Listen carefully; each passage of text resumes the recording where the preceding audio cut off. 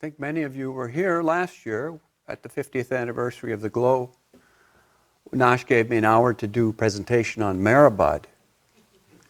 An hour. I got through not even completing the first intensive 2-month period in 1924 at Meherabad.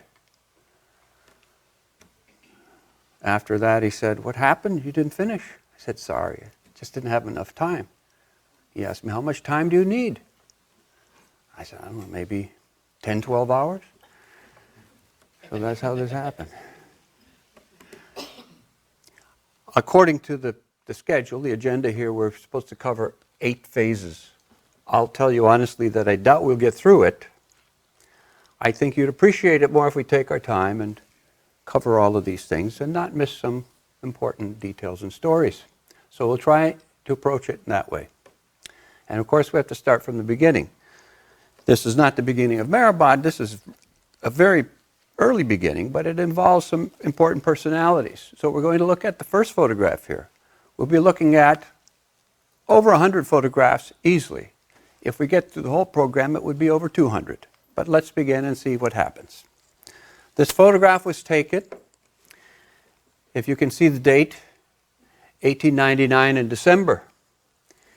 In the Pune camp, it is most likely an opening ceremony for a supply depot for Bamanji Jamshedji Irani, who is this man here, who came from Iran, started a business here. He was a close friend of this man, Soroush Ganji from Iran. One of them came first and invited the other to join him. This man was the maternal grandfather of Goher, Katie, of Baba's close women Mandali, and also their first cousins, one of which was Franey, who is still alive, another old, not as old as your mother, Franey, probably, the second wife of Baba's brother Adi. This Soroush is the father-in-law of this man named Kaikushu, who was a business partner of Bamanji, much younger. Kaikushu also came from Iran when he was about 9 years old, worked his way up through life. Kaikushu, this one, was married to Soroush's daughter Gulnar. They had a son named Soroush, named after his grandfather, who is also one of the very early Mandali of Meher Baba, our Soroush that we know. Now we'll go to the next photograph. This is a close-up of our old Soroush, and this is his son, also named Kaikushu, who married a woman named Gul. They had 2 sons, Rustam and Adi, who were also very important close disciples, early disciples of Meher Baba. Gul Mai, we know Gul as Gul Mai, wrote in her memoirs that when she was married in 1896 to Kaikushu, her new father-in-law introduced her to one of his relatives who had come for the wedding in Ahmednagar, named Shariarji. And he introduced her to him by taking her by the hand and having her bow down to his feet. So it shows you that there was a recognition and appreciation for spiritual inclination even at that early time. This Soroush was also closely associated with, let's go back to the first picture.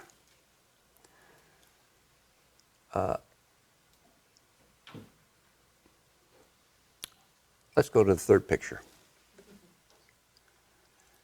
The Soroush was closely associated with this man, Babu Saheb, who was a Majzub Salik Sufi more than a Sufi.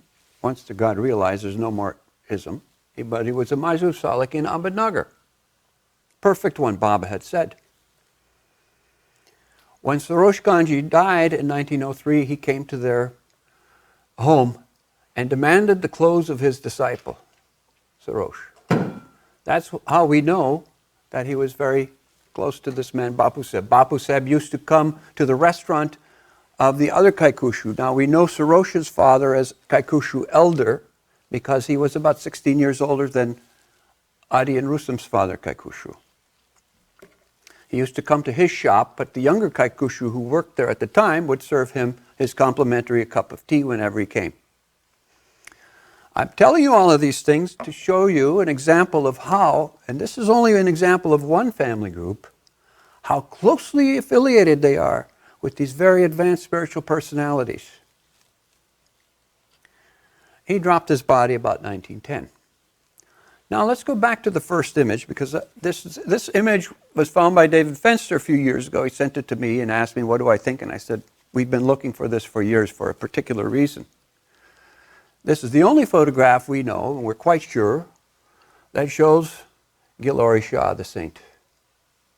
You know his history. He worked in the kitchen of Queen Victoria in England. And when he retired from there, he came and settled in Ahmednagar.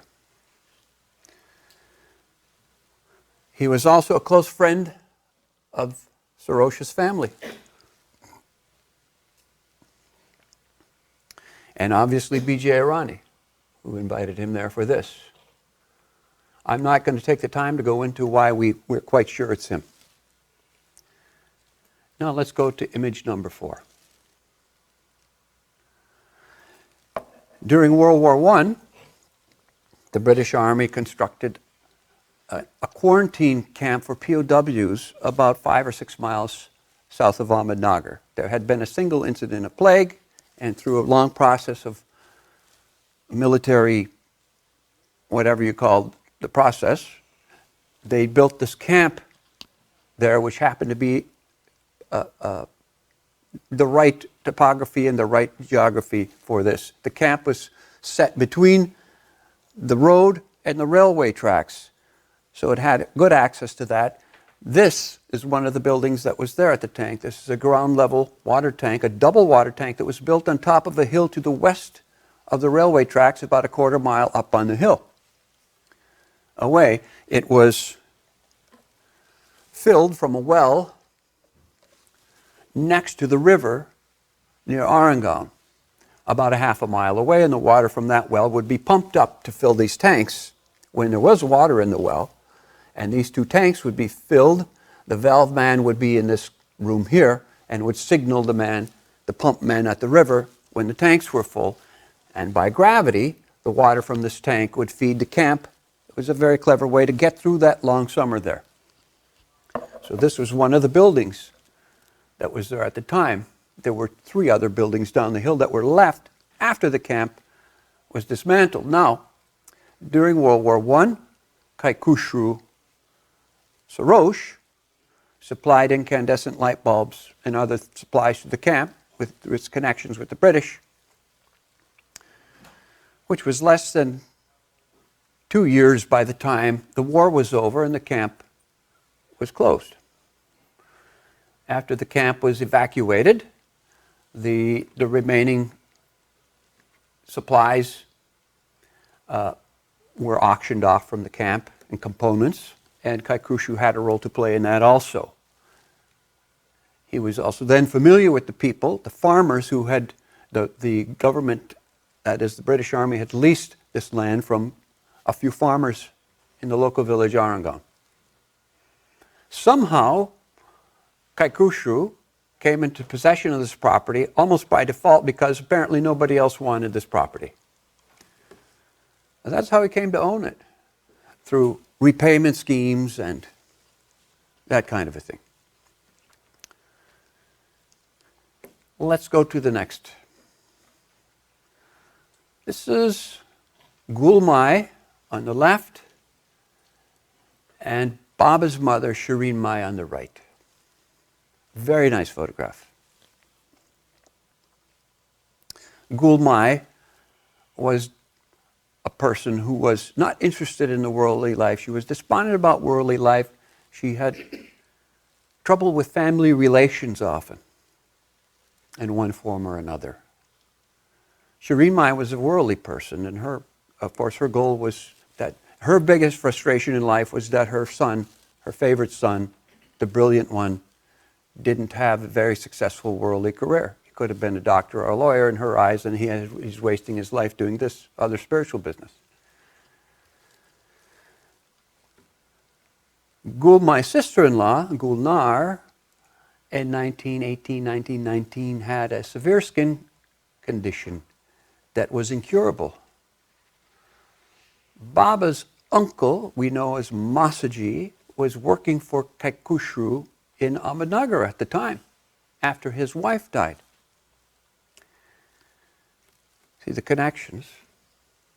And he advised Gulnar, that is Soroush's mother, to go to Upasni Maharaj since she didn't get help from anybody else. She went and met him there. Within a month, her skin disease disappeared. So now Gulnar and Masaji encouraged Gulmai to go to Upasni Maharaj also to see if he couldn't help her with her depression. And eventually she consented and went there. When she came to Sakori, the first person she met was not Upasni Maharaj, but his favorite disciple, Mehra at the time. After meeting them, she realized the reason, the whole purpose of her life was to be with them. And she wanted to stay in Sakori. Mehra was staying there also at the time. But Upasni Maharaj told her, no, you have to go back, take care of your family responsibilities, visit whenever you can. One of the responsibilities she had in Ahmednagar was in taking care of the meals for Galor Shah.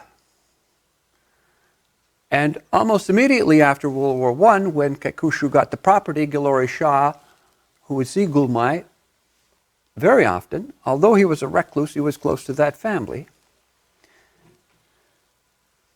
he began asking her for a plot on their property near Arangaon.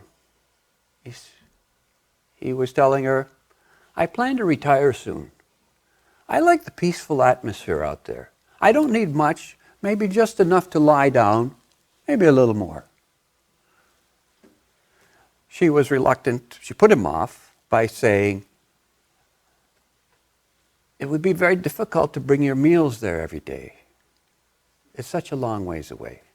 But she was really concerned about the trouble she knew she would get from their Orthodox Zoroastrian family and community. Now this photograph shows them being very friendly, but I'll tell you what happened in 1921 when Gulmai was in Sakori. Mehra, then by that point, his disciples were just beginning to call him Meherabad, told Gulmai that her role in this life was to be his spiritual mother.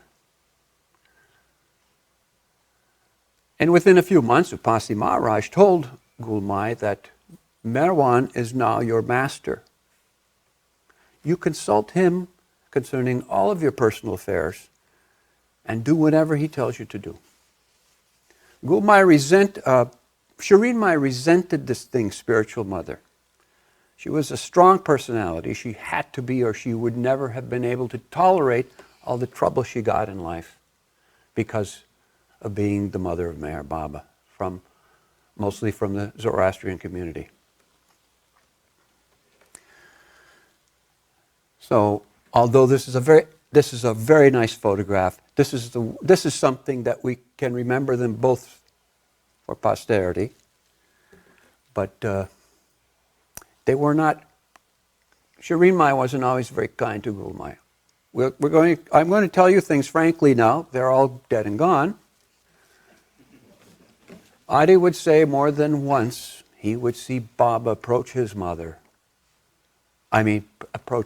mother, Gulmai, with folded hands and say, please forgive me for the cruel treatment my mother has put on you.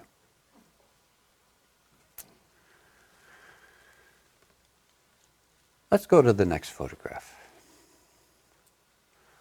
Now this is Baba in 1922 at Manzalimim early. He was there with that first ashram there in Manzalimim where the early disciples were being trained. We're not going to get into the history of Manzalimim and the specific early orders and all that, but it was obey any and all orders, follow him wherever he went. There were a number of orders given initially, and then it was increased, the list was increased.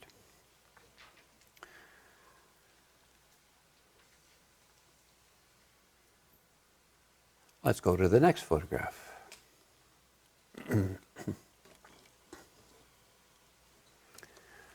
Kaikushru, Gulmai, their two daughters, Piroja standing and Dolly in front. This was taken about 1922-23 sometime. Rustam and Adi would have been at Manzalimim with Baba. Around this time, Gulmai had a dream. In that dream, she was holding a baby covered by a blanket. And when she uncovered the baby's face, she saw that it was Galor Shah, who said to her, "Please, mother, you still haven't given me my place to rest, and I'm very tired." She woke up and told her husband about it. He said, "You know, this is a sign we should give him what he wants." She said, "Nevertheless, we'll talk to Meherabad about it and we'll abide by whatever he says." But the next day, secretly, she told Galor Shah, let's go to the next image. She told Galor Shah that she wanted to send a mason with him. She was going to give him his piece. So she sent a mason out with him. In Tongas, they came out to the property near Arangaon, along with some of the followers. Galor Shah got down from the Tonga, walked a few paces to that spot. On the ground, he took a stick and marked a rectangular area that he wanted. While the mason dug those corners, put in mortar and marked them out, one of Galor Shah's followers, he had both Muslim and Hindu followers. They looked around this place, rubble, place in the shambles, nothing there. And he said, "Hazrat, why do you want your dargah to be way out here? This place, there's nothing here. It's so desolate and far from the city. We can give you the choice. You pick any of the fine garden spots in Ahmednagar. People will love to come there. You'll have visitors all the time. This is very difficult for us to come."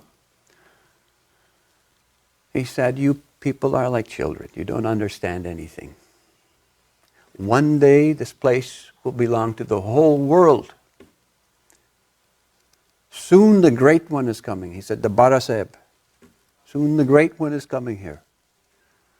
Whenever he walks by, the dust from his feet will settle upon my tomb."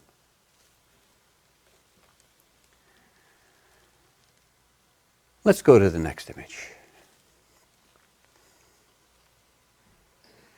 In 1923, Baba's birthday was celebrated at Manzalimim, February 19th, and the next day was the engagement of Rustam to Mehra's sister Frani. After that, Gulmai was sitting chit-chatting with Baba. He said, "You know, I'm thinking of leaving this place. I have all these young men with me. This city life is no good for them. They need fresh air and hard work somewhere in the country." And Gulmai said, "We have this property outside of Ahmednagar. It's very quiet there. Galor Shah likes it. He says I should bring Meher Baba and Upasi Maharaj there." Baba, he seemed to be indifferent. He said, "I may or may not come." And Gulmai said, "Speaking of Galor Shah, he's been asking us for 4 years to give him a piece of property there. He wants to have his tomb there now." Without hesitation, Baba said, "You give him whatever he wants, and you make sure Kaikushu pays for it." There was a particular purpose for that. Anyway, the plan was that Baba and a few of the Mandali would go to Ahmednagar for the wedding of Rustam and Freni. And sometime afterwards, after the marriage festivities were over, Gulmai would take him out and show him that property. When they returned to Ahmednagar, they informed Galor Shah that Meher Baba said, yes, we should give you what you want. He said, please do it quickly. I want it ready when he comes. And this is now the month of March. April is coming. Baba was telling the Mandali there, I want you all to think about it now. The next phase of life with me is going to be difficult for some of you. It is going to be a phase of hard labor and austerity. So you think it over whether you're willing to stay with me or not. Manzali Mim was closed April 20th. They left Bombay, Baba came with about a dozen or so of the Mandali directly to Ahmednagar. They came to Kushu quarters, that place in Ahmednagar that we now know as Meher Nazar or the Trust Compound. Baba stayed in seclusion in a room there for 1 week. And then he took some of the men and they went to Happy Valley, about 10 miles north, a place, nice place there, and spent some time there. They celebrated Upasi Maharaj's birthday there.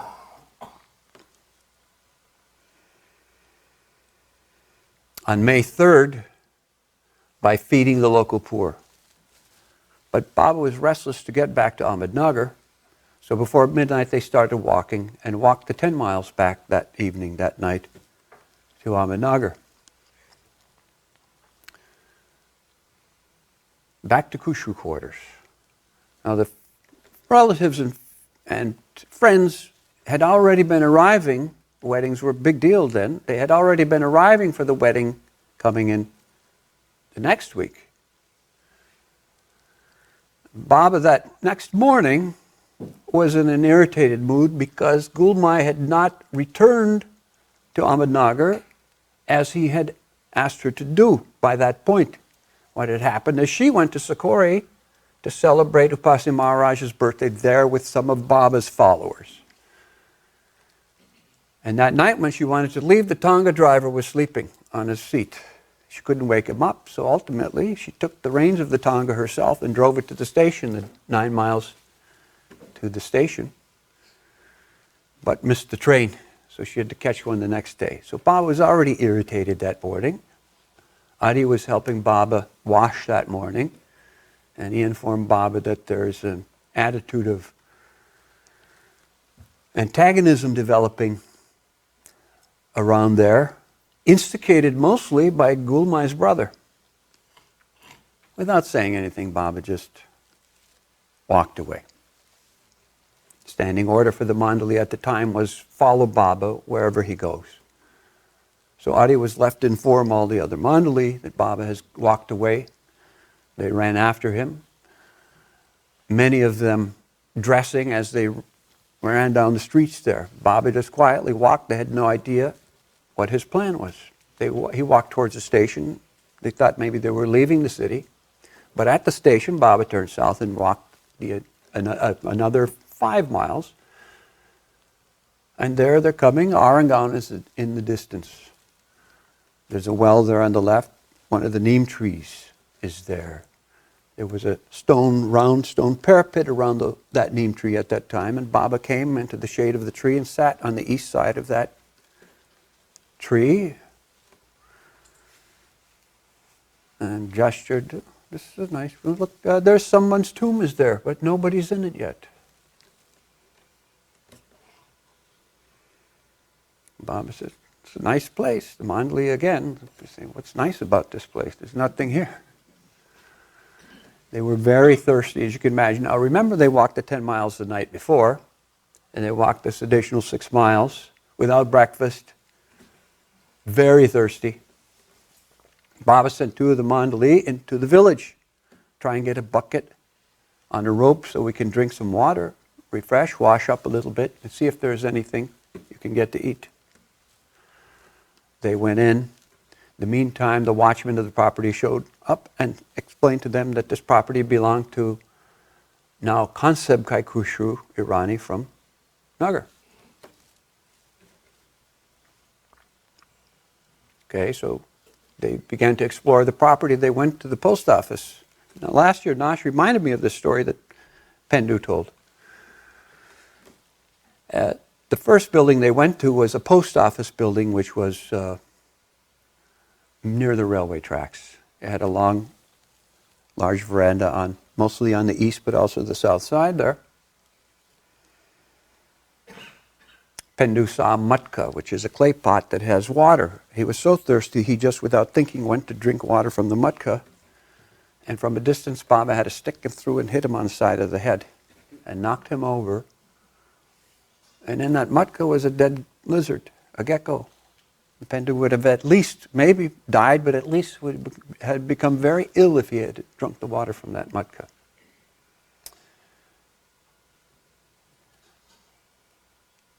The 2 Mandali from Arangaon brought back the bucket. They washed a little bit, drank water from the well, and all he could get was bakri, the unleavened millet bread that's very common with country people. At that point, Rustam appeared on his motorcycle. When he had heard that Baba had left, he traced Baba's movement by asking people through town if they had seen him. So he came to Meherabad in an agitated mood, asking Baba, "Why did you leave?" Baba said, "I don't want to stay anywhere we're not welcome. I'd rather not stay." So Rustam said, "What about the wedding? You said you're coming to the wedding." Baba said, "I've changed my mind." Like that, Rustam became more agitated and said, "I only agreed to get married because you said you would attend. Now forget it, I'll just call the whole thing off." Baba calmed him down and told him no, it was his will that Rustam and Franny should get married.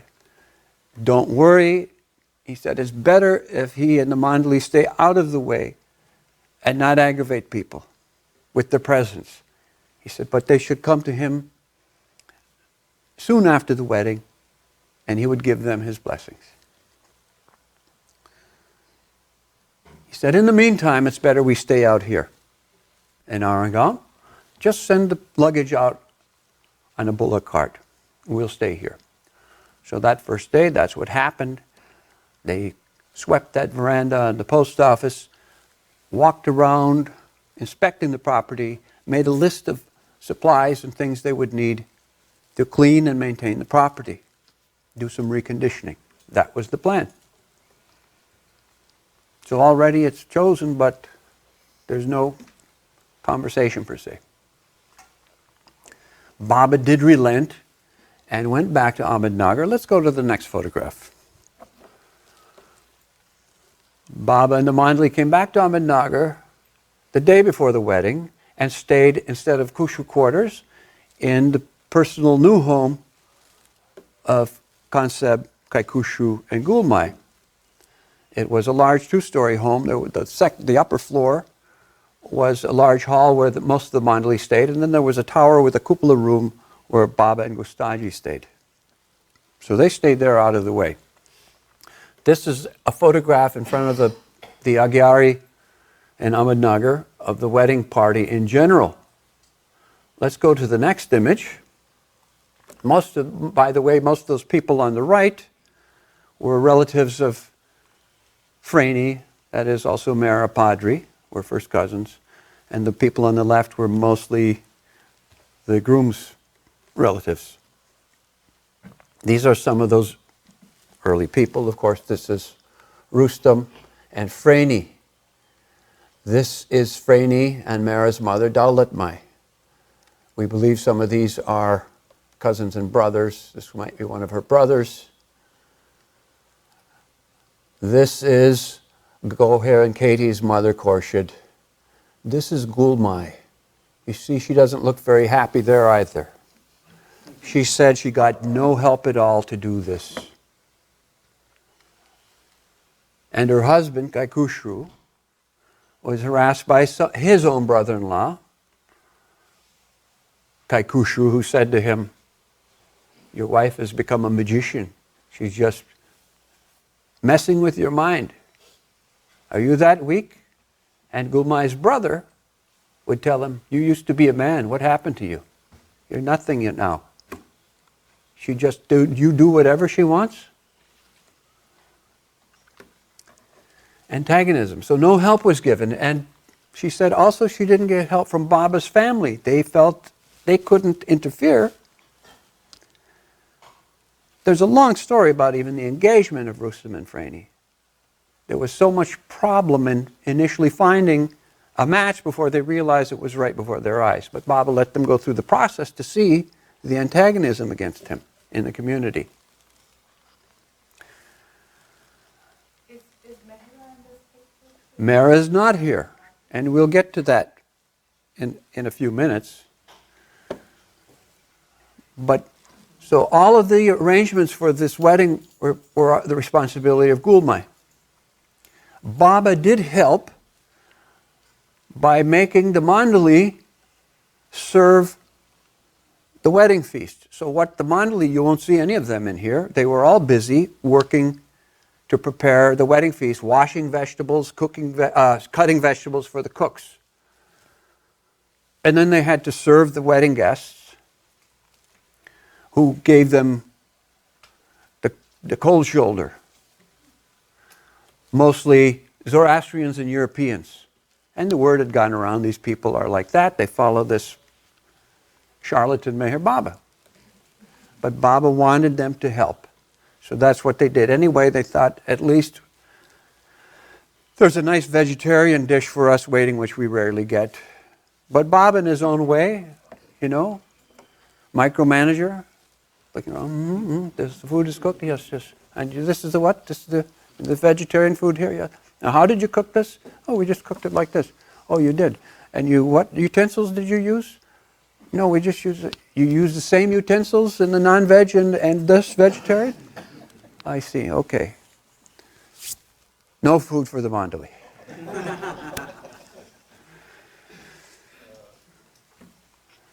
So after all of that work and no food, and Ramju wrote, "We weren't welcome as guests or servants."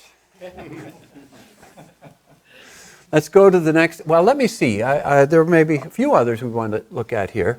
This is Baba's brother, Adi Jr., right here. Right here.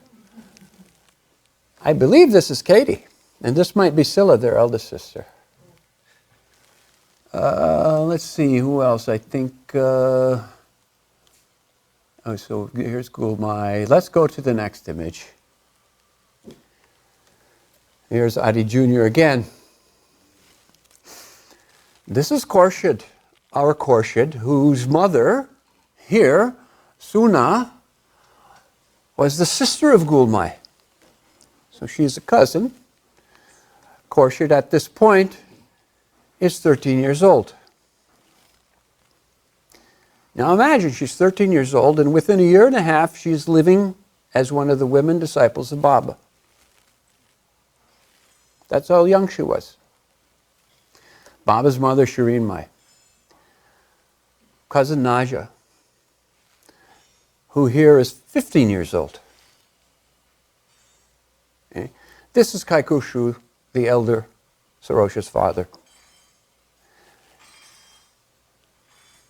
He was friendly to Baba initially. When Baba was Marwan, he enjoyed Baba's company because Baba had a ready ability to recite Persian poetry, the great poets, and he greatly appreciated it. But this whole perfect master business is something they just couldn't get. This was too much. Their attitude was, you mean to say this Hindu wearing a gunny sack says he's perfect, so now I should believe that? What is he? What is this? Where's the... He was a good man. Generous, philanthropic, But he was a strong personality, and there was no background. The point to remember is Baba was, and many of his followers, born into the Zoroastrian faith, but in that culture, there was no tradition of spiritual heritage, per se, like the Hindus and the Muslims had. So this thing about perfect master, that was very foreign idea. They were practical worldly people in general. This is Din Shah, Soroush's elder brother. This is Kaikushu Masa, another Kaikushu. When you hear all these names, you understand why Baba gave so many nicknames, right? So many people of the same name, it becomes very confusing. But he was also a very close and dear disciple of Baba's, who was very much a spiritually inclined person. From 1910, he had been visiting Sai Baba, where he became associated with Upasni Maharaj in that ashram, and because of that, he met Meherabad. And now here he is. And he was the father of Khorshid. This Khorshid. This is Big Khorshid, married to Baba's brother, Jamshed, also their first cousin. This is Gulnar here. And this is, what was her name? Anyway, she was the grandmother of Katie and Goer. And this is Conseb here. Front and center is Miss Mani Asirani. And this is Dali, Karoja, and this is Goer. It's a nice photograph, an early documentation of all these people when they were very young. Yes? Can you just point again? I missed showing it here. Okay. You want to know? Just the personality. Okay. This is Conseb Kaikushu here. Kaikushu Masa, Khorshid's father, Soroush's brother Dinsha, and their father Kaikushu Elder. His wife, Gulnar. Here, Khorshid, we know as Big Khorshid, Jamshed, Baba's brother Jamshed's wife. Little Khorshid, we know her as Small Khorshid. In these early days, there was Big Khorshid and Small Khorshid. Okay? This is Adi, now known as Adi Jr., because there was Adi Sr. So we have Big Khorshid, Small Khorshid, Adi Jr., Adi Sr., names like that. Dali, her sister Paroja, the two sisters, daughters of Kaikushu and Gulmai. Mani, Goer. Shireen Mai, Baba's mother, Baba's cousin Naja, Pendu's sister. This is Sunamasi, also Khorshid's mother, sister of Gulmai. Okay? Let's go to the next image. I don't recall what that is. There was a nice, Baba loved Qawwali music. There was a nice music program that evening for the Mandali and Baba and some invited guests. And one again the next day. But still there was that resentment and that antagonistic attitude against Baba. And of course Baba came to know about it again. And again it was mostly instigated by Gulmai's brother, who was a doctor, and said, without hesitation, outright, this Mayor Baba is trying to take that property from you in Arangaon. And her argument was, how can he take it when I want him to be there? You're not taking anything. But Baba said, better we go away. We'll go, we'll go away.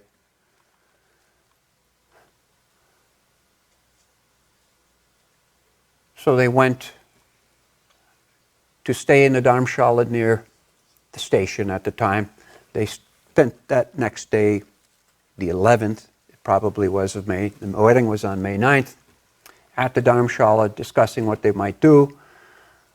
Baba decided, we'll go somewhere else. At the time, that was the decision, apparently. So Baba said, bring all the luggage from Arangaon. The next day, they brought it and packed it, and they carried it all through town on their backs in trunks to Kushu quarters to store it until they would come back and pick it up and find after they had found a place they wanted to settle. So when they brought that luggage to Kushu quarters and Gulmai heard that Baba was planning to leave, she was really heartbroken about it. They went back to the Dharamshala, and Kansep Kai Kushu came there and told Baba, on behalf of my family, I'm very sorry. I apologize for the treatment you and your people have been given. It wasn't right. Please feel free to make use of the property at Arangaon. Just feel free. Baba said, you know, a fakir has no place. He owns nothing, yet he owns everything. But, he says, I don't want to be the cause of division between you and your family. Better we stay away.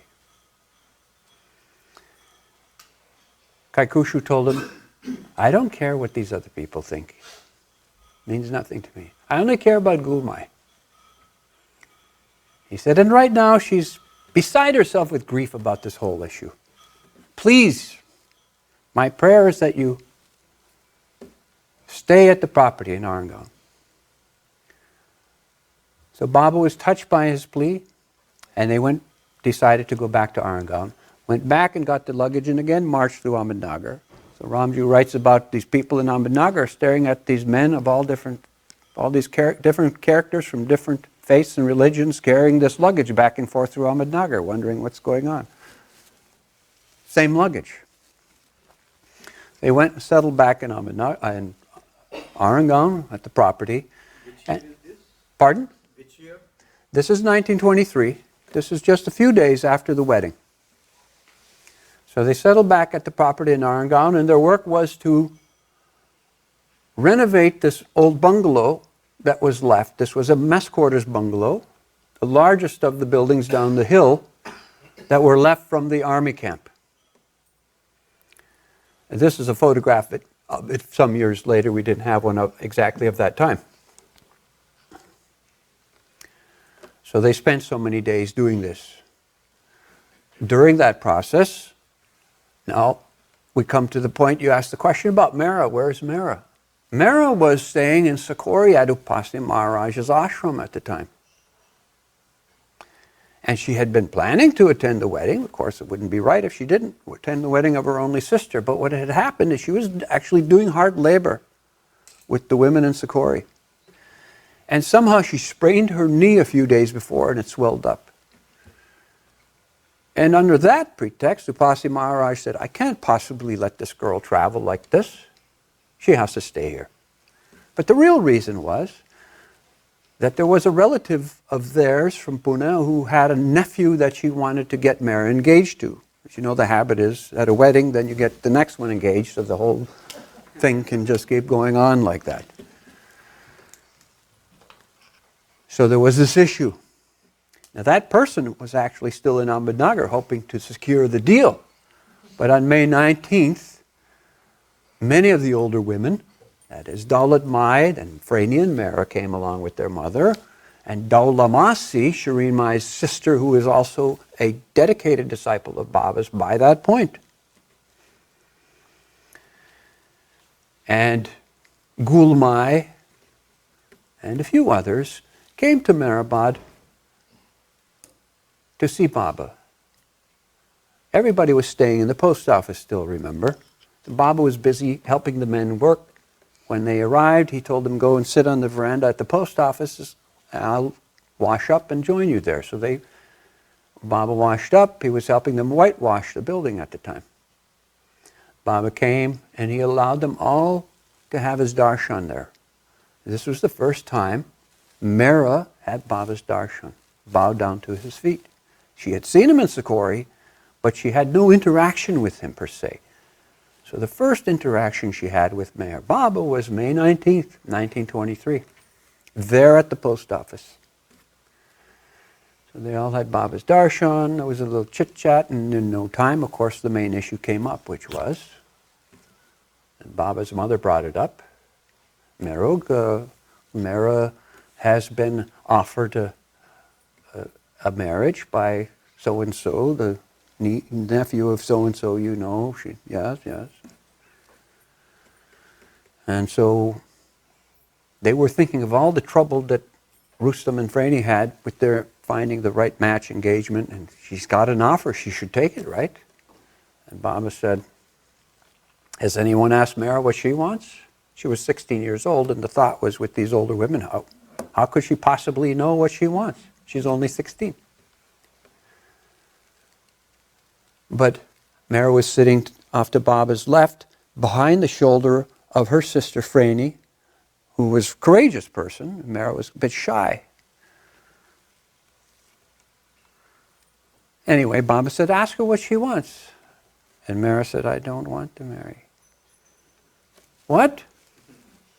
Franny said, she said she doesn't want to marry. And Dalamasi said, Mehra, if not this one, we'll get you some boy that you like. Is it okay? Should we look for somebody else? Mehra said, no, I never want to marry. Baba said, what did she say? Franny said, she said she never wants to marry. Baba said, there, now you heard it. Never bring the subject up again. The issue is settled. That was that. They worked a few more days here at this bungalow. By the evening of the 22nd, it was prepared, and Baba ceremoniously had each of the Mandali pick up their luggage and their bedding and march over here to the bungalow, and he assigned spots for each of the men. And he took this room here to the southwest himself. There was a niche there. Pasi Maharaja's picture was put in there and different things. Before they went to sleep, they were all ready to settle in, and Gustaji noticed there was a lump under his bedding roll, so he turned it back and there was a snake coiled. Padre quickly killed the snake and threw it out, and suddenly Baba said, snake? Anyway, to be on the safe side, he said, we'll all go back to the post office. So back at the post office, Baba said, you know, this place is full of scorpions and snakes. Better we should leave. The Mandu were looking at each other like we just spent 2 weeks refurbishing this place and now he wants to leave. Anyway, okay. So they talked about where to go. Pendu said, anyway, this time of the year it's very hot. I've been in Quetta with, it was Goher's father at the time. He said, very nice climate there. Bob said, good idea, we'll go there. Something, it was a change. It's a change. But before they left, then the next few days, Baba had one of the Mandali, nervous, paint a signboard. Mounted on 2 posts, and that was planted between the post office building and the railway tracks. And upon that sign, the name, Meherabad, for the first time.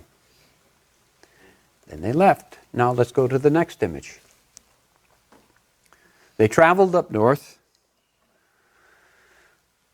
to Quetta, spent some time there. You can see they spent some time in the sun. And this is before they're beginning their walking tour back to the south.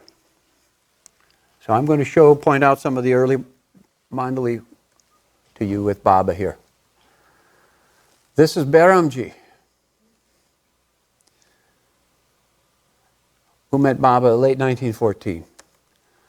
This is Adi. This is Gustaji, known as Baba's most important disciple by the early disciples. Baba's brother Jal. This is Gustaji's brother here, Slamson. This is Babu Ubale, one of the early disciples who came to Baba through Babajan in 1914. Baba's cousin Pendu. This is Nervous. This is Padri. This is Asma, who was sent back to his father. He was a cousin of Adi's.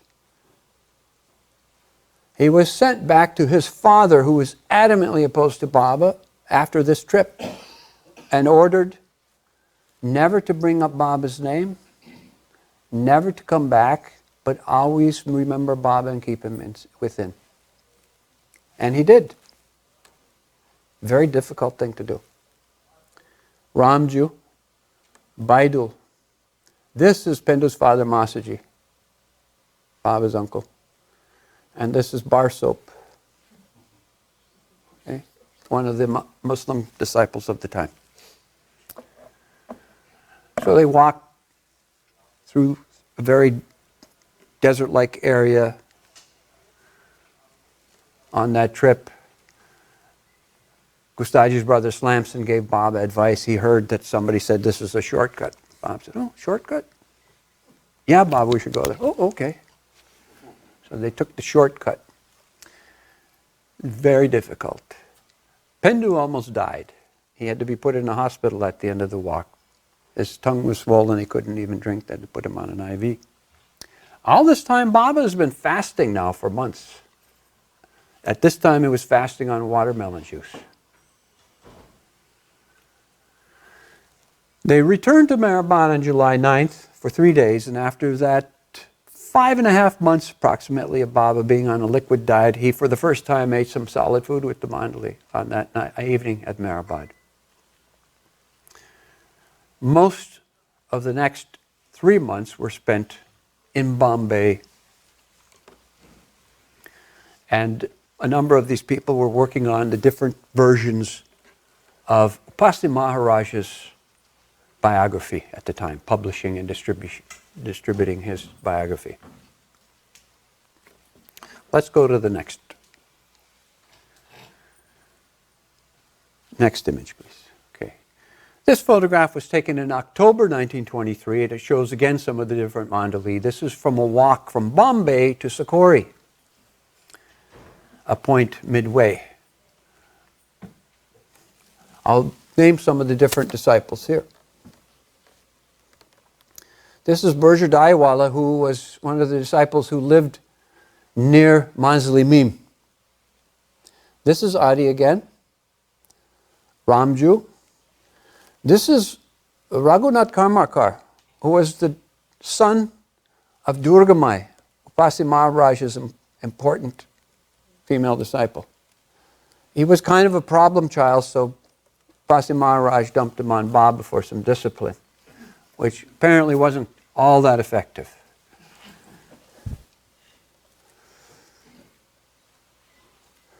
Gustaji, Gani, here's Rustam, Behramji, Babu Bali, Babu Saikwala. This is Homi Vazifdar, the famous cricketer who was Baba's early disciple,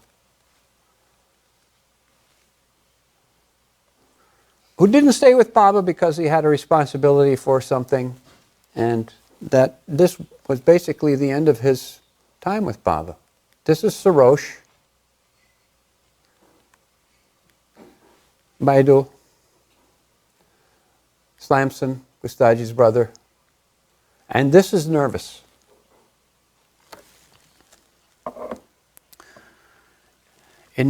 Yes? This was taken in a place called Ghatkopar by a man who would become Soroush's brother-in-law, who would occasionally see Baba, but not that often. But he took some nice photographs in October 1923, some of the best we have of that year. Baba returned to Meherabad secretly with just Behramji and Gustaji to do seclusion in December for 4 weeks in the post office. Only Gulmai and Adi, and then later Rustam, were informed of his presence there at the post office.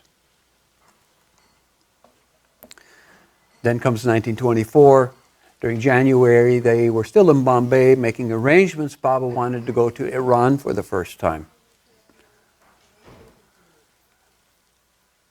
They went to Iran for the first trip, also a difficult trip. Padri was with them there. They only touched Iran a few times. And whenever Padri would step into Iran, he would get an extremely high fever, and Babu would have him rush back onto the boat. This happened a few times. And finally they left. They went by boat. Went by boat. But back from Karachi, Baba wanted to travel through the north. So they traveled through the north of India, here and there, and then an interesting thing happened. Baba sent all the disciples back to their homes. And for 1 week, the only time in his life as Meher Baba, he traveled alone around North India. We assume he was never said what he was doing. We assume he was contacting advanced souls, going to places, maybe cleaning places of pilgrimage, something that he would do occasionally. He returned. Now let's go to the next image. Okay. This is the post office. This is where they were staying at the time, and this is what it looked like. This is a model made by Ted Judson. So it's somewhat accurate, but you can see the way the position was. And this is looking, of course, that's the hill across there, and this is looking at it with the railroad tracks in the background. The veranda was on the east and on the south side. This was the east facing us this way. The shadow would be coming from the west. So if this was an actual time, you'd see this would be an afternoon. Right, so Baba returned to Ahmednagar and later in March and had Adi contact the Mandali and tell them to gather at Meherabad. So they were back at Meherabad, staying here in the post office.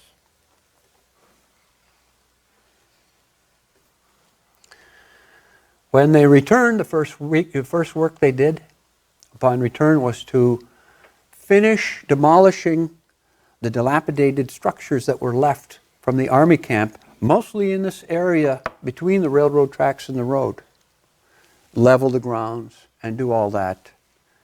Now we're going to look at this map here. I don't think many of you can see it from there. I think it's just too far, but this is a map here. The post office there, the tracks here, the road is here. This is the well in Galor Shah. Most of you have been to Meherabad, I assume. Is there anybody who hasn't been to Meherabad here?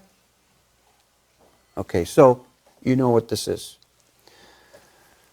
After that work of clearing this dilapidated structures in here happened, Baba wanted a solid structure for the first time for his personal use built here about 130 feet off the road, right here. So that work was done in the first part of April, in about 10 days.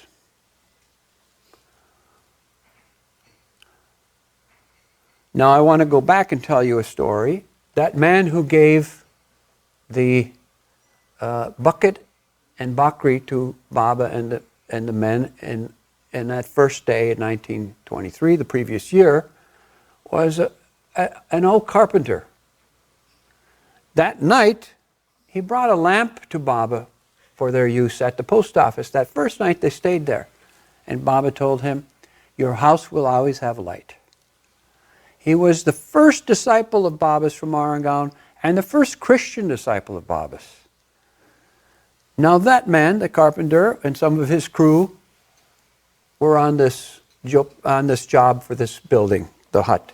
This hut was very small, about 7 feet wide, 8 feet long inside. It had a high ceiling though, and some ventilators which allowed, in that summer heat, some cooling effect. Tile roof. 2 low windows on each side and a door in the front. There was a purpose for the 2 low windows, which became apparent later. So the carpenter and his crew did the work that was required for the doors, windows, roof structure, and a mason was hired from Ahmednagar. The Mandali worked as laborers, and Babu worked along with them. Again, still on his meager diet at the time, but he worked along with them to make sure the work was done according to his specifications. I'll tell you what a typical day was like for them at the time. They would wake up at 5 a.m. and for 2 hours, each of the Mandali had to pray according to whatever their religion was that they were brought up in. It's not that Babu was encouraging religious practices. It was that he wanted to use the lingering impressions they might have of religion to help them and to help everyone they were connected to, along with those specific religions. This was something that would be apparent through the years. Babu would work for those different faiths by having them represented. After that 2 hours, breakfast at 7. Breakfast, what was breakfast? Bakri, tea without milk. Then they started the work, whatever the work was of the day.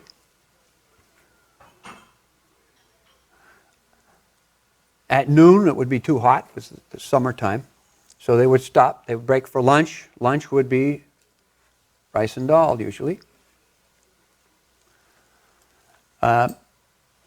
Before lunch, they might wash up, have a bath, not shave.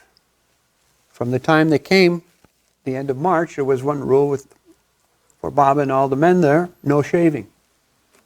That rule was not just for a practical time saver, and it wasn't a spiritual thing, but it was probably more, it had something to do, it was an element of Baba's work at the time, but it was more a discipline of being indifferent to personal appearance for these young men. It wasn't considered a cool thing to do at the time for young men. After that, by 3 o'clock, wash clothes, whatever, rest. By 3 o'clock, for an hour and a half, they would chant an early version of the 7 names of God.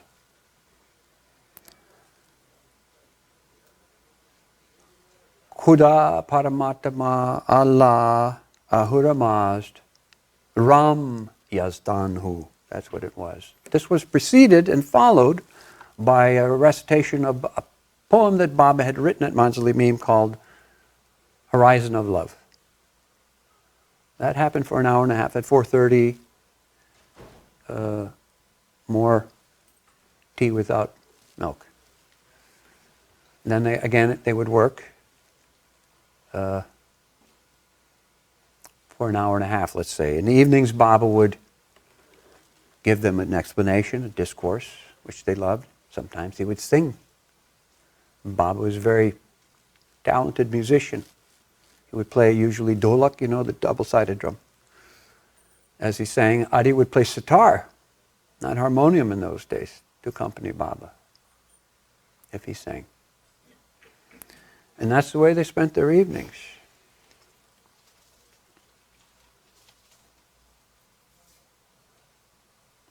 The Hindus were particular. They liked to celebrate their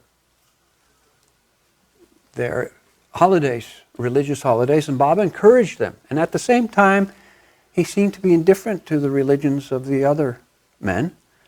And there was a purpose behind this. He was trying to work up.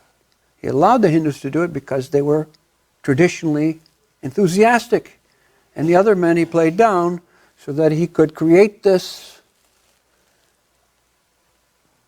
atmosphere where if there were any subtle resentments, they would come to the surface. And Babu would make any of these men see their resentments. One might say something, the other one might answer, and then Babu would say, see this and see that, and then he would just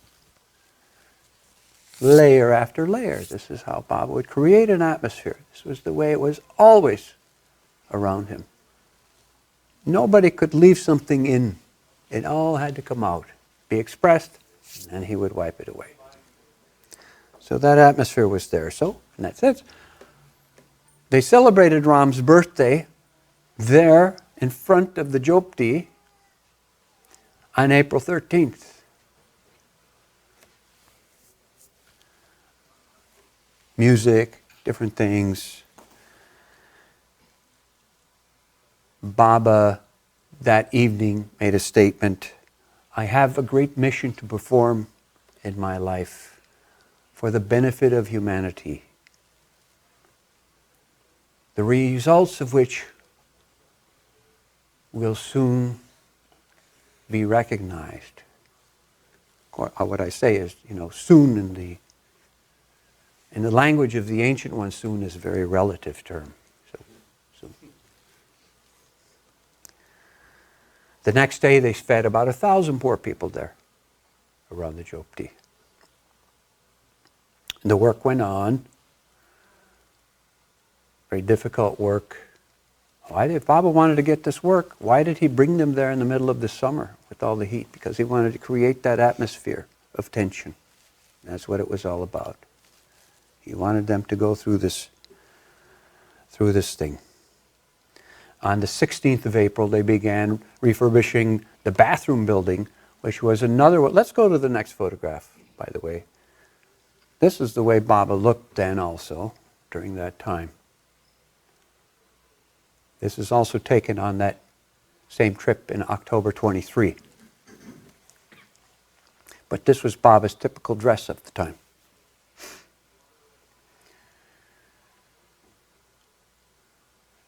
So on April 16th, they started refurbishing what was known as the bathroom. It was a nice building with bricks, but still temporary. They put a whitewash surface on the building. Padri and Ramju were talking. Baba saw them from a distance, seemed to be doing nothing, idle. Baba threw a stick from a distance and it whizzed past Padri's head to wake him up. And Baba gave him a look, get back to work. Later on, at lunchtime, Padri came to Baba without saying anything, showing his hands full of blisters, bleeding.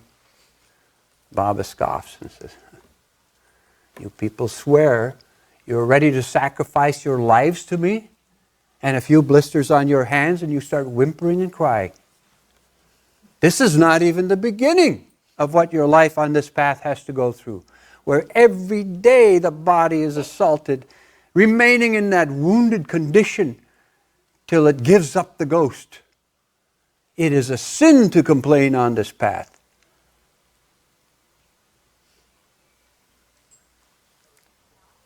I'm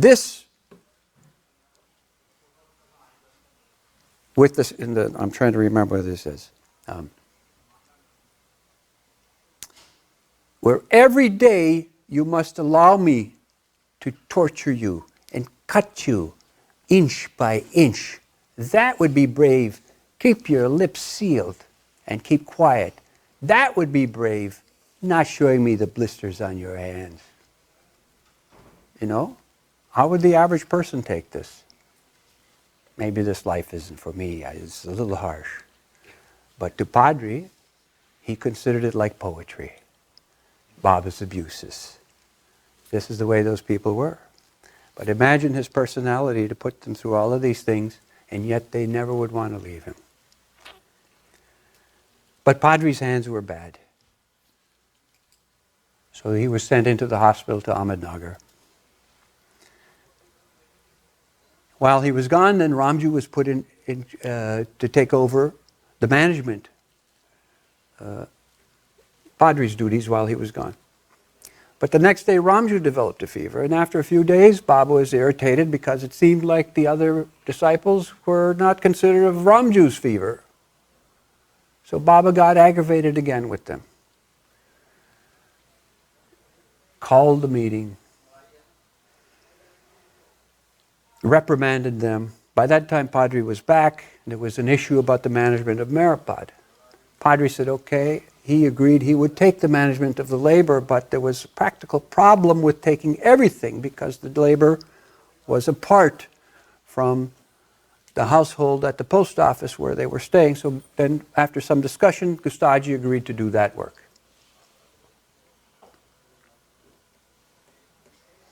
So all of this was happening there, but really Babu was giving them a crash course in tolerance and forbearance. And in this atmosphere, those spats, those fights would continue. And Barsop, who was a more orthodox Muslim, had a complaint. He wanted a new prayer rug, and Gustaji wasn't supplying that to him. Gustaji was the quartermaster. So one day he got so exasperated, he abused Gustaji without restraint. That evening, Baba, after there was some time gone by, Baba said, have you gotten over your ill feelings about Gustaji yet? And he admitted, no, he hadn't. Baba said, okay, he gave them another lecture on being tolerant.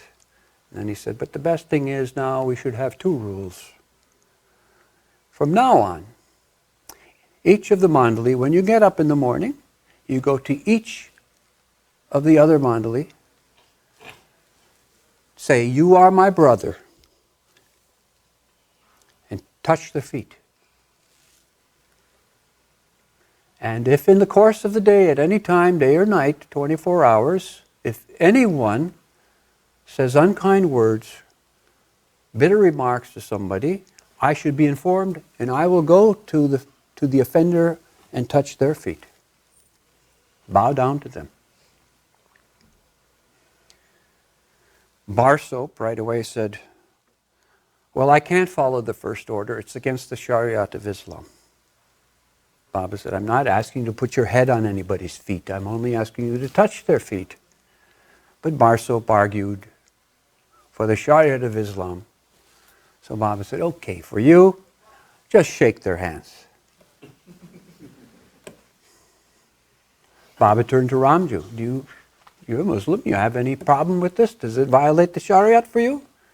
He said, no, Baba, it doesn't violate the Shariat. I accept that first rule, but I can never allow you to touch my feet.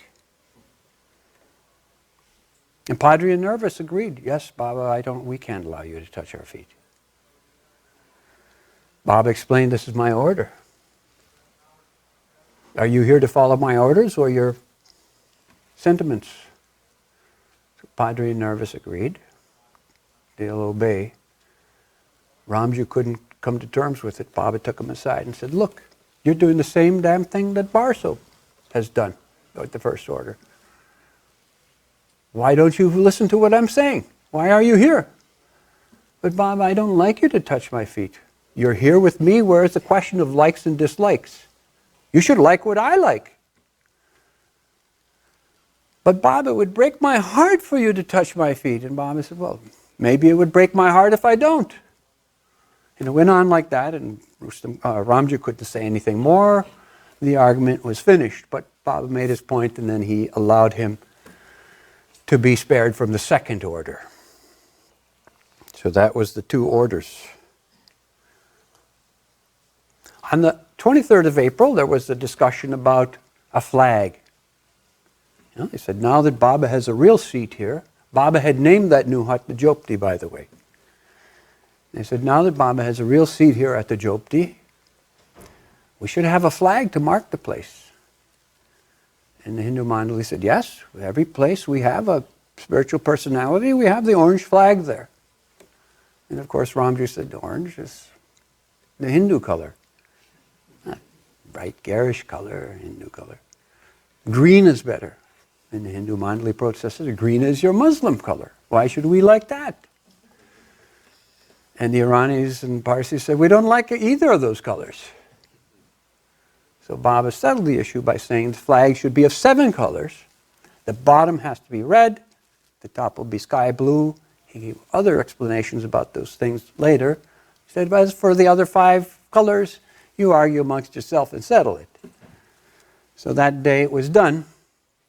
And during that afternoon, Dina Talati, the wife of one of the Baba's disciples there from Anslimim, sewed the first flag, and that evening it was hoisted on a pole and set near the Jopti for the first time. The next day at lunch, Padre, the way he was, said some curt words to somebody. Baba came, Padre had to stand, Baba came and bowed down to his feet. And Nervous was standing next to Padre, and Baba quickly touched his feet. And Nervous became very emotional, upset. Started crying, saying, I have to leave Meherabad. And Baba said, I was just teasing you. You didn't do anything wrong. Just forget about it. But Nervous couldn't let it go. He says, I can't stay here like this. Baba said, I just get over it. He said, you might do anything at any time. How can I live like this? Baba said, okay, if you insist. He couldn't be calmed down. So Baba said, you're going to leave? You want some money then? You need some traveling expenses? But just the week before, Baba became very angry with one of the other Mandali who wanted traveling expenses to go and visit his mother. And Baba said, what the hell? Do you understand what this is? You wanted traveling expenses? This is not Boy Scout camp here. So Baba passed a rule, nobody ever asks me for money like this. Traveling expenses to visit your family is out of the question. So Nervous just showed he was willing to obey all the rules, but his feeling was that he couldn't live with Baba. It was too much for him, although he would be an obedient disciple. So he wouldn't take money. Baba said, how are you going to travel? And Nervous said, I have these gold buttons. I'll just pawn them in Nagar and get some money and travel. And Baba, gold. He took Nervous's buttons away. And they used to be on that cord like that. He just took the buttons. Baba said, I'll allow you to leave under 2 conditions. 1, you have to beg for your food wherever you go. 2, you cannot steal or borrow any money. Even then, Nervous agreed. He started walking away, and Baba made the comment, and wherever you go, I will follow. It's a metaphor for his omnipresence. He's and Nervous started walking away, but after a few steps, he noticed that Baba was actually following him. So he walked more quickly, and Baba stayed with him. And he started to run, and then Baba was running beside him. So finally, Nervous realized the humor of the situation and began laughing, and he walked with Baba back to the post office. And back there, Baba asked him, why did you get so emotional? He said, Baba, you touched my feet, and I didn't do anything wrong. You weren't at fault, but you still had a fault, Baba said. I touched your feet to show you that you had that fault. That fault is, you thought you were faultless. You all think you're faultless. I had to do that to show you and everyone that you're not faultless. But I will free all of you from your faults, from your weaknesses. At the end of that month, the Mandali worked to finish the verandas that you see around the Jopti there. They worked on digging holes for a garden all around the Jopti. There were shrubs, chameli shrubs planted on the 2 sides of the Jopti. A bath space for Baba was set up, built, a temporary bath space was set up for Baba, built just behind the Jopti on the veranda. And the water from that bath space drained off the veranda, and off about 5 feet, they stuck a stick of banyan in the ground. That is the only plant that still remains from the Jopti garden there. Now that tree is very big. When you go to Meherabad, you see that huge canopy that is stretched all over that area. That's from that original time in 1924. That period came to be known facetiously as Gamila Yoga. You know what a Gamila is. It's Gamila Yoga. So that was the yoga they did. They set a fence around there. Eventually there was a gate put at the front. Bob at the time mentioned that he wanted a white horse, and Mehra had a white horse, and she heard about it. So Rustam went to Pune and brought that white horse. That white horse was put on the mess quarters bungalow in the northeast corner. And Baba sat on that horse for a few minutes. As far as we know, that's the only time Baba ever sat on a horse. He sat on a white horse during that period. He also wanted a white bull, an ox, so that bull was brought too. The horse was named Sufi, and the ox was named Saint. And he also wanted a white dog, which they finally got, which was named Sadhu. So he had Sufi, Saint, and Sadhu there, 3 animal forms at this time. Pardon? Yes.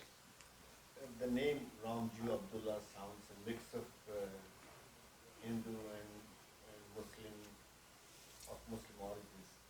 Any story behind that? You tell me. No, I don't know. Ramju. Wondering if that's Yeah. Ramju Abdullah. I don't know if it's Muslim. He's a Muslim. Oh, it is. Yeah. Because the word or Ram. Yeah, he was a Bori Muslim. Probably not. Maybe Ramju, something like that. Yeah. We always knew him as Ramju Abdullah.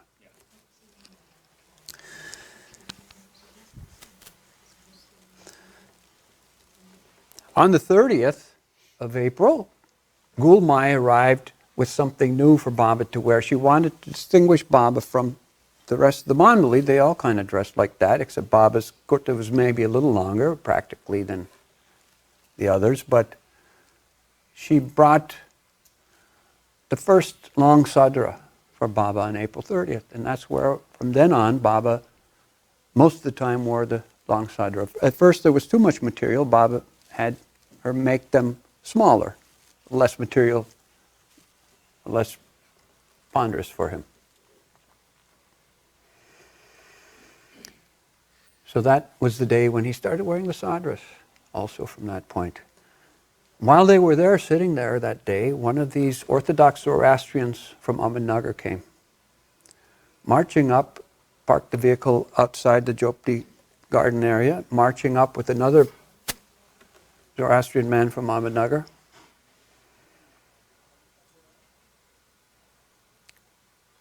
Didn't heed Bar Soap's warning, take off your shoes before you approach the master, nothing like that. Just marched up and started demanding answers from Baba.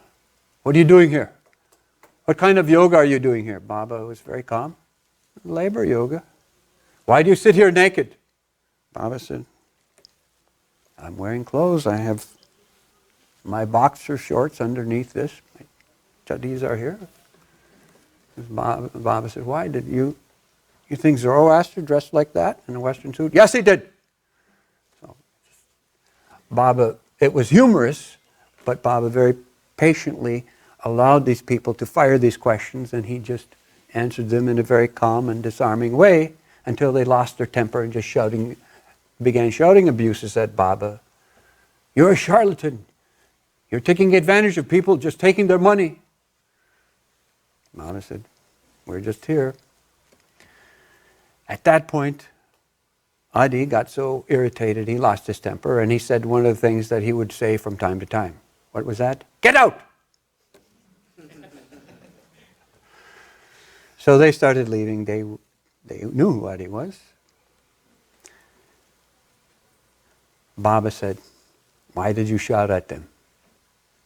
go and bow down to them and beg their forgiveness, apologize. So Adi would tell us that story every once in a while. So he went to the car, and before they got in, he had to apologize and touch their feet. And he said the man was very put on a pious face. Then suddenly, ha ha ha. That's the way Adi used to do it. Ha ha ha. He was so still irritated after all those years at the pen. But this is the way. What happened is that the man went to his heart, and he realized first it was embarrassing that Khan Saheb's son had to reprimand him because he was out of control in front of Meher Baba. But within a few days, he came back and apologized to Baba for his impudent behavior, and every once in a while through the years, he would come for Baba's darshan. And Baba wanted to go into seclusion. Let's go to the next photograph. This is the only photograph, by the way, we have of Baba in the year 1924. So far. This is the only thing we found. Baba wanted to go into seclusion in the new Jopti. And the evening of May 6th, he finally got the mosquito screens that had been ordered to put on the windows and the vent openings above. So the morning of the 7th, they canceled the regular prayer time. From 5 o'clock, the mandali helped Baba focus on doing this work that had to be done. And by the evening, Baba went into seclusion there, inside the Jopti. And this time, for the first time, he incorporated another element besides his fasting in seclusion. He started keeping silence and told them he would communicate by writing notes and passing them through the low windows. If he was sitting inside, he could see the attendant out through one of the windows and write the note to communicate. But within 30 hours, Baba spoke again to the mandali. He said, "My health has become bad. It's not from fasting, and I'm not ill. It's from the burden of this work." He started speaking again. Stayed in seclusion, fasting, but that first silence was only a number of hours. It was as if now that Baba was at Meherabad, had a real seat there, for the first time he grappled with this tremendous spiritual inertia of the burden of the age. And it required a tremendous exertion to effect movement. It was a great strain. Baba stayed in seclusion there until the 15th. While he was in seclusion, what happened initially also, in the end of April, there was one of his disciples that came named Ardashir, an Irani, who would visit Baba at Manzili Mim and wanted to join the ashram. Baba told him later. You'll think about it. When Ardashir came to visit, April 28th, 29th, in conversation with Baba, he had brought some fruits. And Baba said, "Oh, you know about orchards, don't you?" He said, "Yes, Baba, I had orchards in Iran." And Baba said, playing him on, he says, "I've been thinking about orchards. Baba, we could do it here. We could have an orchard here, and the ashram could support itself with the fruit. These men, they still have plenty of free time. Yeah, they're young, they should have hard work." Orchard was one thing, but Baba liked the word hard work. And this man was perfect personality. He was a tyrant. So Baba said, "You're the director of agriculture." So that day, April 30th, it was the first day they really worked. They had no beasts of burden, so they pulled the carts, rocks, did all that business, digging. They did all that themselves in the middle of the summer. Ramju wrote after that day, they worked one day, he wrote after that day that he didn't know how many of the mandali would survive to finish the orchard work, let alone ever to taste its fruit. The next day they were given a day off. This work went on and there were some other spats. On the 12th of May, Baba called all the mandali to the Jopti and reprimanded them severely for still not getting along and heeding his word. Because now Baba wouldn't come out of seclusion to bow down to anybody to get his point across. So he reprimanded them. But the way he reprimanded them, at one point he made a remark saying, if I had behaved like you people, I wouldn't have had the nerve to bother my guru like you do. So one of the people who had come to Baba from Upasti Maharaj decided that was it, and after lunch he left. Baba gave him a chance, but he left. Not that he left Baba, but he couldn't live with Baba. He understood. He was with Upasti Maharaj. He understood what the severity of a perfect master could be. So he went away. And Baba's, again, this is a typical feature. Any of you other people want to leave? You're welcome. Go. They all stayed. Baba came out on the 15th, but he wanted to go back into seclusion on the 18th. But this time it would be different because they were going to celebrate Upasi Maharaj's birthday there on May 20th.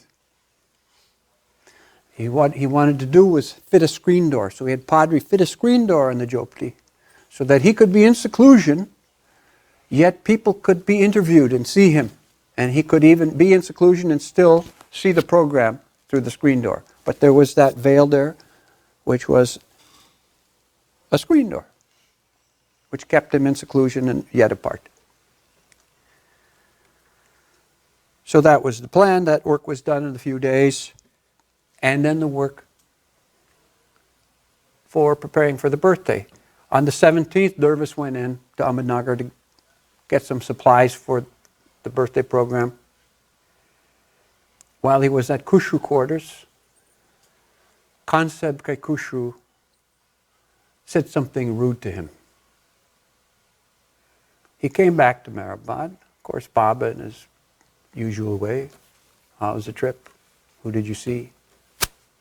Anybody say anything? And of course the whole thing came out.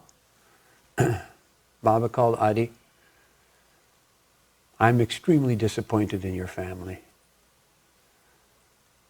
You go back and tell your father, any insult to my mandali is an insult to me. And you tell Rustam he doesn't have to come here anymore. So Adi went back, but on the way he saw Rustam. And Rustam convinced him that we should go back and try. So they went back to Meherabad, and Adi said, Baba, Rustam has come. He's asking you, please, may he speak to you. And Baba allowed Rustam to speak to him. Again, the same issue was up there. Rustam assured Baba that his father's nature is like that, but he doesn't mind Baba being at Meherabad, nothing like that. As a matter of fact, he does so many things going against the other part of the family just so that Baba can be here and Gulmai stays happy. Okay, so it was like that.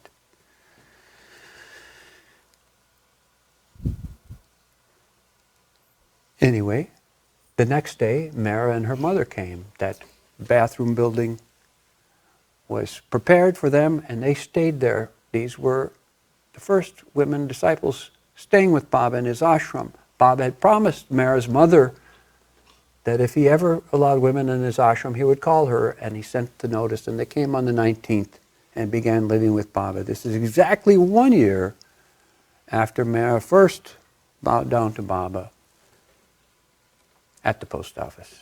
They came to live at Meherabad as disciples. Daula Masi was already there with Khorshid and Naja.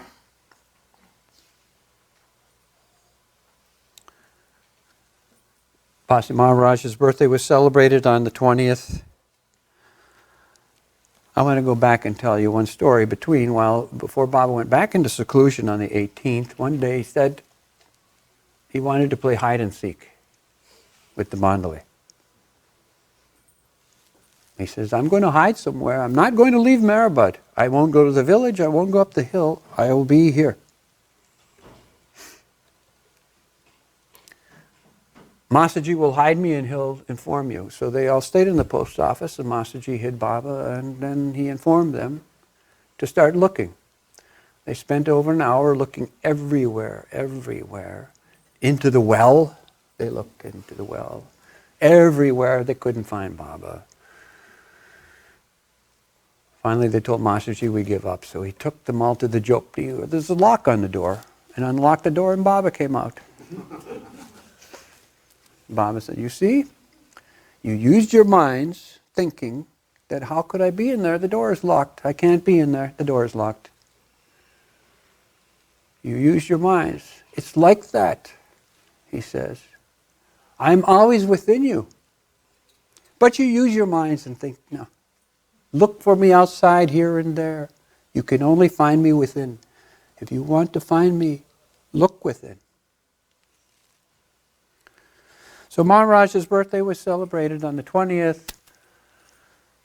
In the afternoon, they had lunch, and a nice thing went on. The birthday ceremony happened in the afternoon, just as they were doing that birthday ceremony with Maharaj's picture in the swing and all that. The wind picked up, started blowing, lightning, thunder, and it began to rain. Baba quickly gave darshan, everybody ran into the mess quarters. These things typically had a lot of music. Later on, everything was dust-free and cool. So they enjoyed a nice music program after that. Baba stayed there in seclusion till the 23rd. On that morning, he came out of seclusion and was in a serious mood. And he told all the men, he gathered all of these Mandali who were there at Meherabad. Each individually state your oath that you'll stick to me. I'm giving you a chance now. If you don't have your heart into it, don't say it.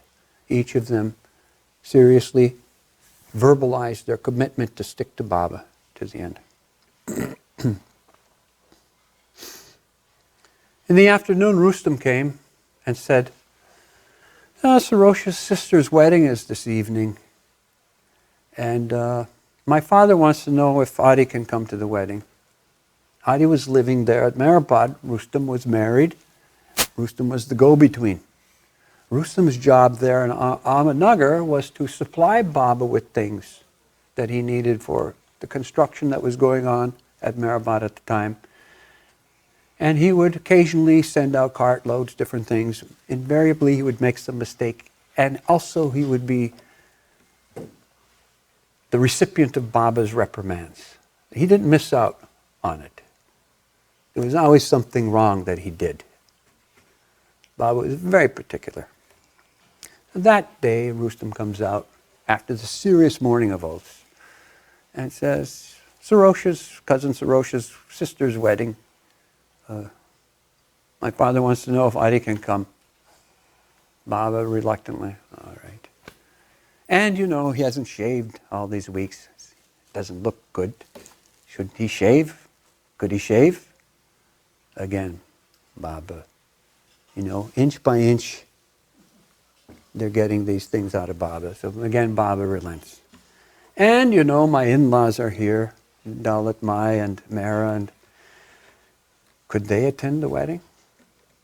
Now they're in the ashram for 4 days, and now they're going to attend Soroush's sister's wedding. Baba says, under one condition.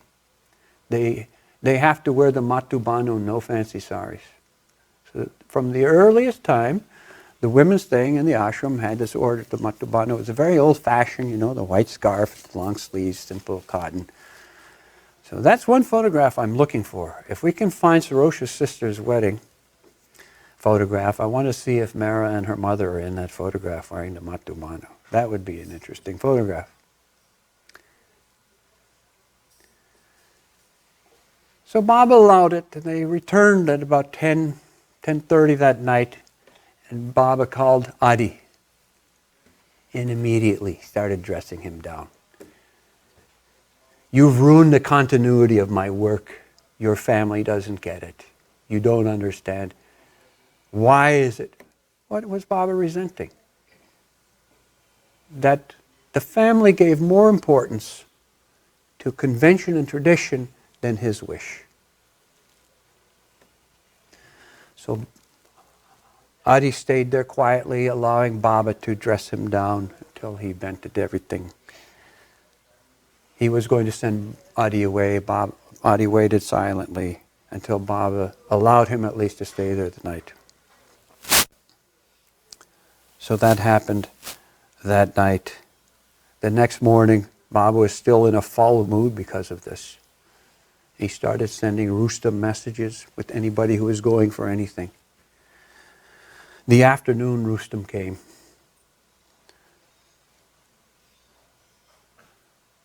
And again, Baba started immediately. Rustam and Gulmai came, and he started immediately on Rustam about all of this.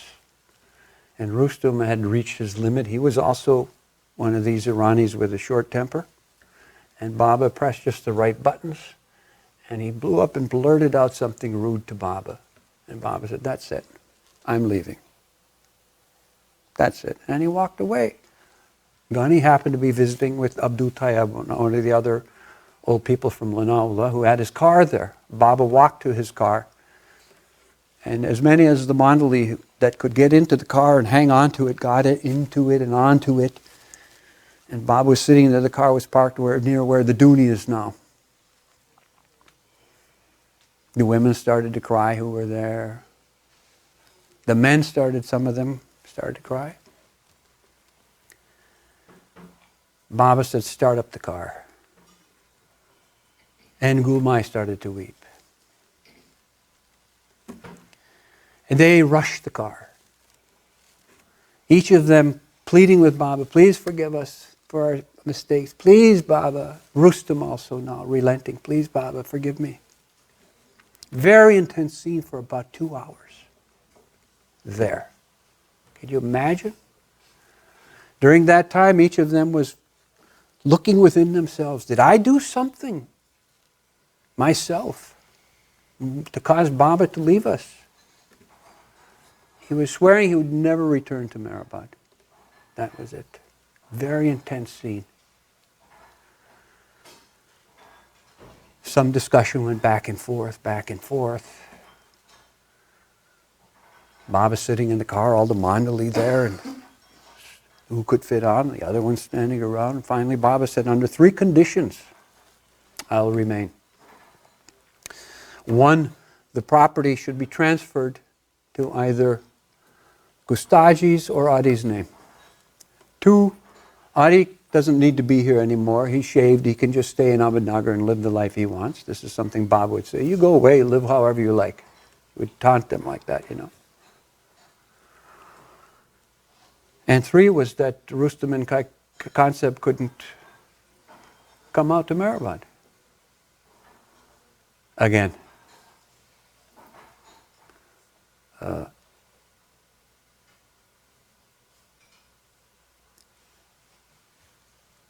So whatever it was to take Baba, Baba got down from the car and he said, "I'm only staying because of Mother Gulmai." That message went back to Kansab.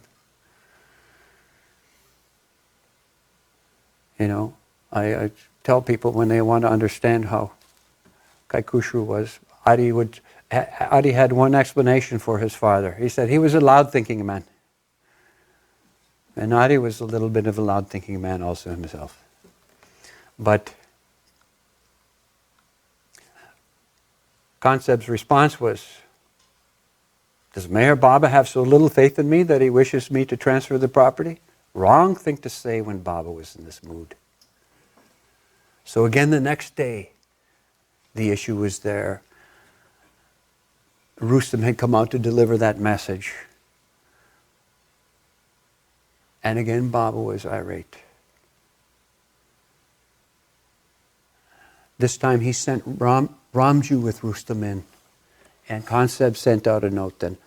I apologize to Meher Baba for some words I may have said when he first asked me about this. I will do whatever he wants to do. But Baba had lost his mood there. To change the atmosphere, Baba was now not feeling happy about all of this. He said, we should leave here and go for a tour. On the 26th, they went for a tour to Ellora Caves in 2 cars. Soroush was driving one of them. They got to Ellora and Baba said, I'm just feeling depressed about all of this that's been going on. Do you all want to continue with this? Or should we just go back? Some of them said, well, Baba, we've never seen these caves, so while we're here, maybe we should take advantage of the wrong thing. From that point, everything went wrong. Constant punctures in the tires. One calamity after another. They never did see the caves. By the time they got back to Meherabad, the afternoon of the following day, they were covered in mud, exhausted, and they had a good lesson. When Baba gives you a hint, you better take it. But Baba started in the next few days discussing then leaving Meherabad. Now, what had happened is when Baba was in seclusion and the first time, he started taunting Rustam about his new car. Oh, I'd like to use your new car for a trip driving north, knowing how much Rustam liked his new car. So he knew that Baba would take his new car and beat it to hell, and it would be spent on this trip. So for that reason, Baba would taunt him a little bit. So now Baba brought up this issue again, a trip north, and we're going to use Rustam's car. And he told Rustam, have your car serviced and ready for my use. I'm taking it. Oh, you're not coming. I'm going to have Soroush drive. So that day, next day, Soroush shows up and says, and then is informed of the plan, and he says, Baba, when I went to Ellora that day with you, I had a big argument with my father who didn't give me permission. And if I go now, that's the end of it. I'll go if you tell me to, but I don't think we'll ever speak again. So that was it. With all of this, Baba was just creating the drama. He says to the Mandala, you see how Soroush's father regards us? Should we stay in a place where we are treated like this? And there was a resounding chorus of nay. That was the decision to leave that year. So within a few days they made plans to leave. On the 2nd, there was one more thing that happened, I have to tell you. On that 25th of May, I forgot a very important point here. Let's go to the next image. On the 25th of May, when that response came back from Conseb, Baba said, that's it. We're leaving. And Adi was there. Lost his patience and said, Baba, you're just looking for any opportunity to quit this place. Why did you come here in the first place if you didn't want to make this your headquarters? Gustaji was upset with the way Adi was talking to Baba and told him to calm down and speak to Baba with respect. So Adi started arguing with Gustaji. So the argument was going back and forth. Baba told Adi, calm down, keep quiet. Adi was lost in the rage of the argument and kept on talking, and finally Baba slapped him. Adi was stunned, and then he began to cry and weep. Baba consoled him. Adi said, Please forgive us our weaknesses, our sins. We're only human here. Please stay. Make Meherabad your headquarters. Keep your base here. So that evening, Baba did decide that Meherabad would be the place. Yet that whole thing happened. That atmosphere was there. And he used that final drama with Soroush driving Rustam's car. It was never going to happen, but it was, they never knew what Baba might do. So that was the excuse to leave. They left on June 2nd. Most of them went back to Bombay. And Mehra remembered that when they had left that year and they were in Bombay, she peeked in the room once, a few days later, and saw Adi massaging Baba's feet and Baba being so affectionate with him, as if he had passed the great test of the Gamila Yoga phase. In the meantime, when they left, Baba told Padri and Nervous that he wanted to give these two animals, the horse Sufi and the ox saint, to Pasi Maharaj. So they had the task of taking these animals from Meherabad to Sakori. So first they had to take these animals to Ahmednagar, put them on the train, and from the station that was 9 miles from Sakori, take them from there and walk them to Sakori. The Padri said the problem was these animals had two bad habits. The horse wanted to bite, and the ox wanted to kick. So Padri had to lead from the front with the horse, and he said his back was full of bite marks from this horse by the time they got there. He would just, and then he'd forget about it and go a while, and the horse would bite him again. They didn't get to Sakori till late at night, and they thought, anyway, we're here. They got an audience somewhat with Maharaj from a distance, who started shouting at them. What the hell are you doing here with these things? I didn't ask you to come here. And they thought, okay, anyway, they were exhausted. At least he was shouting at them to get out, but through Yashwant Rao, you remember Pasi Maharaj's close disciple, Yashwant Rao, at least he pleaded with Maharaj, at least they're exhausted, let them stay here. So they were permitted, this is all a drama, of course, they were permitted to stay at Sakori the night. The next morning they woke up and thought, maybe now he's in a better mood, we'll try again. Pasi Maharaj immediately started shouting, call the police, these two are thieves. They're trying to pawn off this stolen property on me. Call the police. So they realized there was no hope. So they had to take these animals back to Ahmednagar to give to Rustam. On the way back, Nervous got a vicious kick on his knee from the ox. Anyway, they brought the animals back to Rustam, went to Bombay. Babu was very amused at Padri's retelling of the whole tale. From there, they traveled to the north, again to Quetta. They were up there for a few weeks, but with the Gamila Yoga months and Nervous's being kicked on the knee, he developed a weakness in immunity and contracted typhoid while he was there.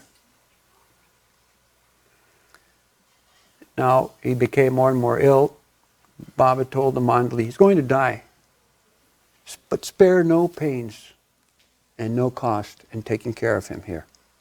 In the meantime, Baba got a grave site for him there in a cemetery in Quetta and paid a large donation to a Parsi charity in his name to take care of his grave site. Baba left, and the next day Nervous died, July 17th.